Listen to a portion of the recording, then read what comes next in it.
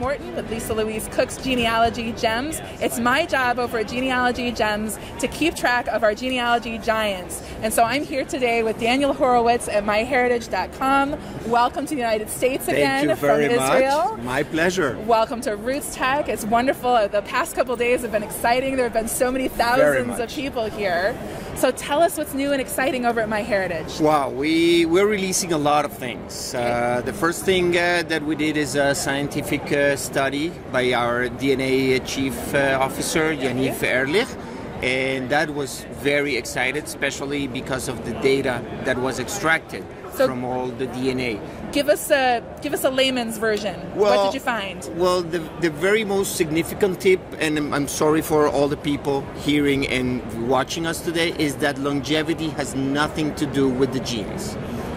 It can be a little bit improved, but according to Yaniv, most is already out of the genes and it's decreted by other stuff. So your team has done what you're saying is your team has done some scientific studies looking at our genetics but also our tree data. That's right. And so one of the things you've looked at is longevity, or how long we live, and you're finding that there's... And they took all that information from the Genie tree, not from the MyHeritage. It's applied also on the MyHeritage, and this study is something that is going on for a couple of years already. So it's well. Then the announcement, of course, of the Adoptees Project, the DNA Quest. And everybody can go into their website, dnaquest.org, and register if you're looking for relative parents or a kid that you gave for adoption. And we are donating about $1 million worth kids. For people to test to help in that search. And to help in that search. So yes. DNAquest.org. Yeah. And you go there if part of your genealogy search is looking for birth family members. That's the idea. Yes. And what kind of information do you share there? Like, do you have each person tell their story a little bit? Yes, we need a little bit of information about the person to know if the person has already taken a DNA test or not. We will give instructions to upload the DNA test from other companies. We would like to hear the story of the person, and if the person really needs to do a new test, we will provide with a kit, and we will ship the kit to the person to test and hopefully find their biological family. That's really exciting. Yes, the other very exciting thing is the chromosome browser that we just released today.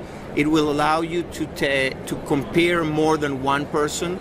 So you can choose up to 7 individuals that match your DNA and see what is the common part of the DNA that you have with all together. I have been experiencing this in a couple of weeks back at the office to test. And I can say that I have found my Horowitz gene.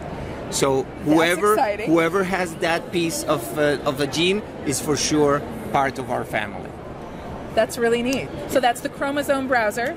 That's available when you have your DNA hosted at MyHeritage DNA. That's right, and it doesn't matter if you buy the kit or you upload, you will see that tool under the DNA menu. Is the chromosome browser. That's really exciting. Browser, very much. And the very last thing that we're going to announce tomorrow, so don't tell anybody, is the data collections, where we are putting the UK census, one of UK census from 1939, the yearbook collection from the United States, which is not only a free text search, but we have managed to identify not only the first names and the last name of the person, but also the year that the person was born, knowing that if he was a freshman, sophomore, or graduation, or what. So you've extrapolated and made some educated guesses of when that person was born.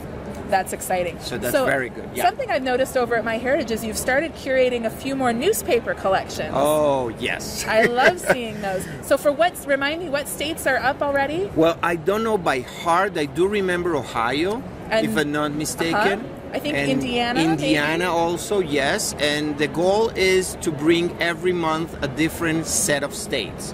We are right now between 2 and 3 states per month. So the hope, the goal is that in about a year and a half, we will have covered all the United States. So, and give us a sense, do you remember about how big those collections are? I think that the one I looked at for Ohio was a pretty good sized collection. I do know that they go from the late 1800s to the late 1900s, now up to 1970. If I'm not mistaken, I will not know the numbers. The only number tattooed over here in my head. It's 8.54 billion records in total that MyHeritage has till today. Okay. Well, that's really exciting. So that's MyHeritage.com. We've been here with Daniel Horowitz learning what's new and great over at MyHeritage. Thank you so much, Daniel. My pleasure. Thank you.